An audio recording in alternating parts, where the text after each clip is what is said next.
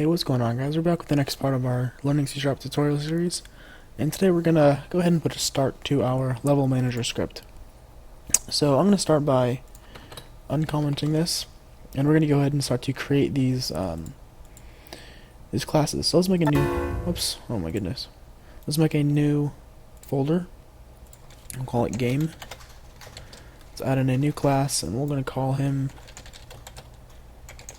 level manager.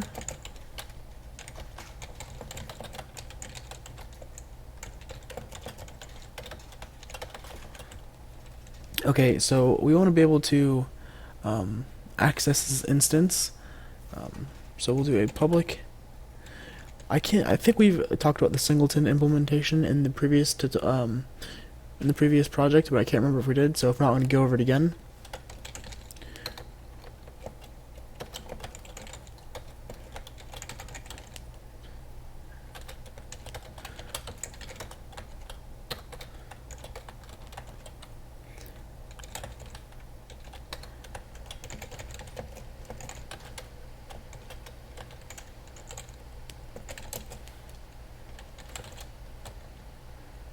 Missing component exception with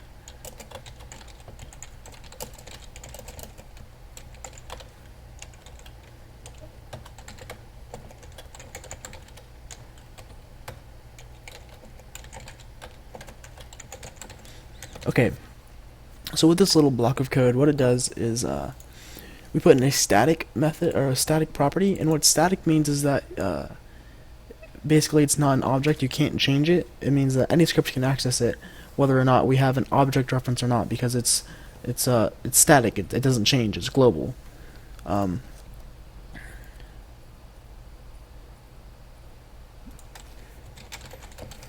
Okay, and then what it does is when we try and reference this, it'll use this get function here, and it'll check if our underscore instance equals null, which means we don't have a level manager. Throw an exception saying there's no level manager in this scene. If not, then we're just going to return underscore instance. And the underscore instance is here, this property, which is a private property. Next, in our awake function, which is the very first frame, it's even called before start. It's the very, very first frame. We're going to go ahead and do underscore instance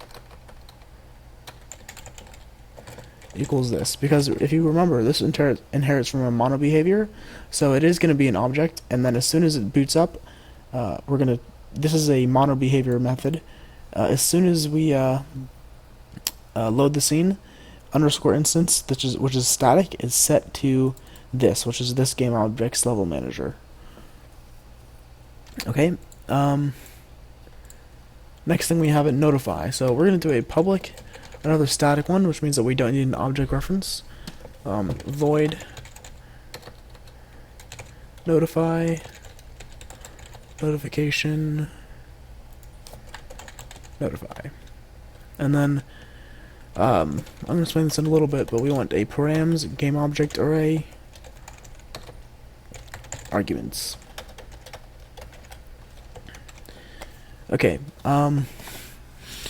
So you'll notice we use this new keyword here called params, and what this means is a params parameter must be at the very end of a method. Like, it can't be before notify. It has to be at the very end, after you've declared all your other variables that this method must intake. And what it means is that when we reference this, so for instance, if I go ahead and let's do a notify, and then we'll do test, comma. Now params for game object, we can put in game object. We can put in game object. What it means is we can put plug in as many optional parameters as we want into the end of it, or we can pass in the actual the array that we want. But it's very useful because we can pass along lots of other data, generic data, based on the notification. So let's go ahead and add this notification.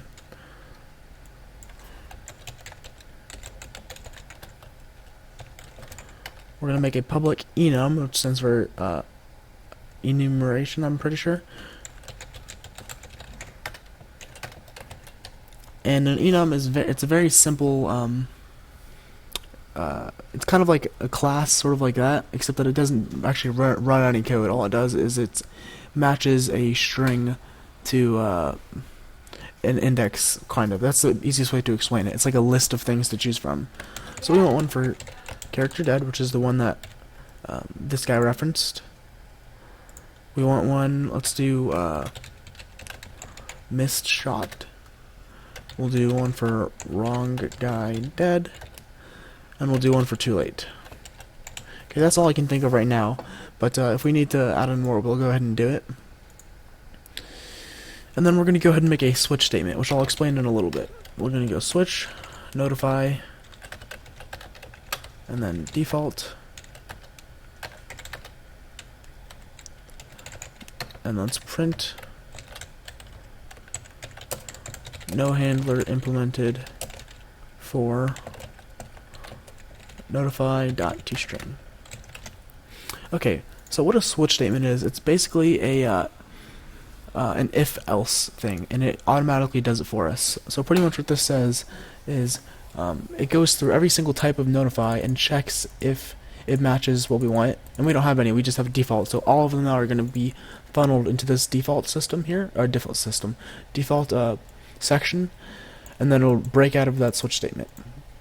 Now we don't want to actually do that. We want to do something for our for the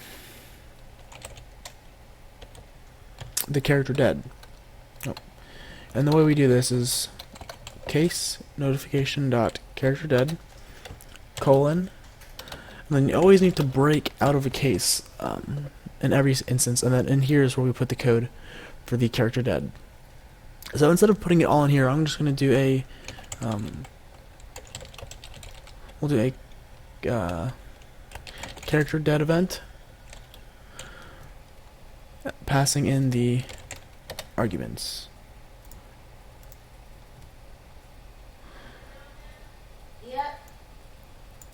Okay, and in fact what I want to do in here is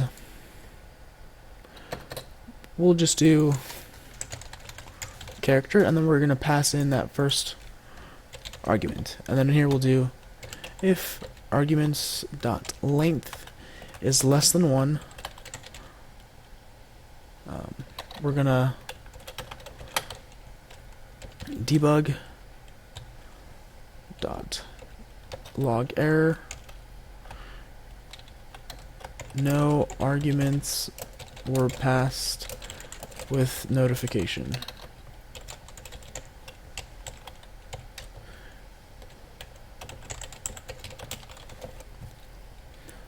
And then we're going to return.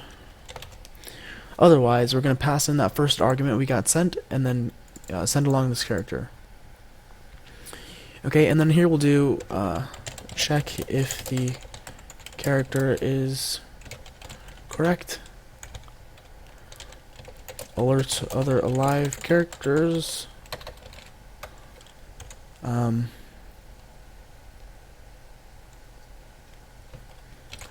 End the level. Well, either way, we're just going to end the level, whether we got the right guy or the wrong guy. And that's all I wanted to cover in this video, just because I'm trying to keep these ones short. So in the next video, we'll go ahead and implement checking if the correct guy is the guy that we want.